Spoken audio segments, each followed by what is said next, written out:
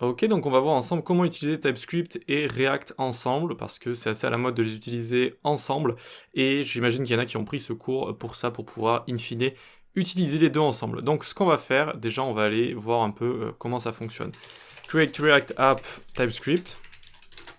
Et en fait, vous allez voir qu'ils ont déjà préparé tout ça pour nous, ce qui est plutôt agréable. Donc en fait, on est sur la page de Create React App, qui nous permet de créer des apps avec React. Donc évidemment, si vous connaissez pas React, bon là, ça va être dur de suivre. Enfin, ça n'a pas vraiment de sens de suivre cette section si vous ne connaissez pas React. Donc c'est seulement si vous voulez utiliser TypeScript et React ici.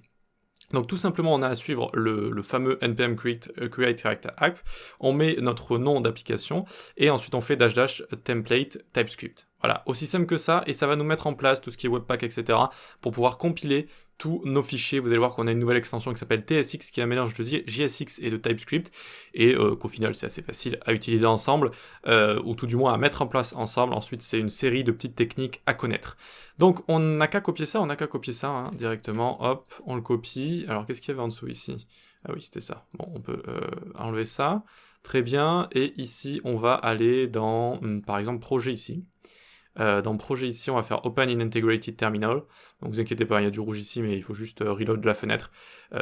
Tout va bien. Et donc une fois qu'on est à l'intérieur ici, on est dans Core TypeScript Projet, eh bien je vais faire un petit CTRL-V, hein, tout simple. Et donc on a notre npx create React App, my app. Donc si vous voulez l'appeler autrement, par exemple React TypeScript par exemple, React TypeScript comme ça, vous pouvez. Là, on se revoit l'année prochaine. En général, ça prend un petit peu de temps de créer comme ça déjà une app React de base, npx create React App.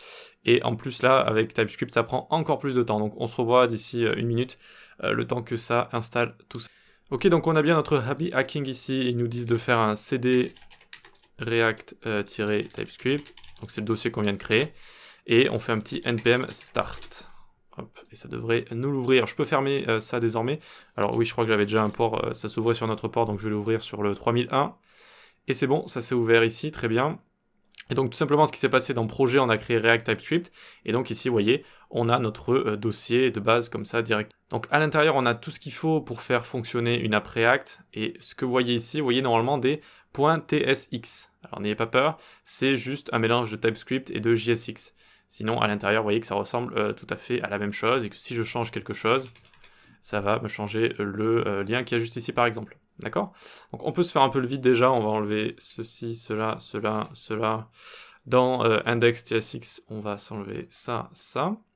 Voilà, hein, tout ce qu'on fait à chaque fois de base pour enlever le tout. J'enlève même le app.ts, le app.test, et à l'intérieur, j'enlève tout ce qu'il y a ici. Voilà, et j'enlève donc l'import du logo et l'import du CSS. Voilà, parfait. Donc là, on a notre app de base, mais normalement, il n'y a plus rien à l'intérieur. Voilà, il n'y a plus rien à l'intérieur du tout. Et on va pouvoir commencer à voir quels sont un peu les changements avec React, sans refaire un cours complet sur React, juste pour vous montrer un petit peu comment les deux fonctionnent ensemble, tout simplement. Donc rendez-vous dans la prochaine vidéo pour voir le state, les props, etc., quoi.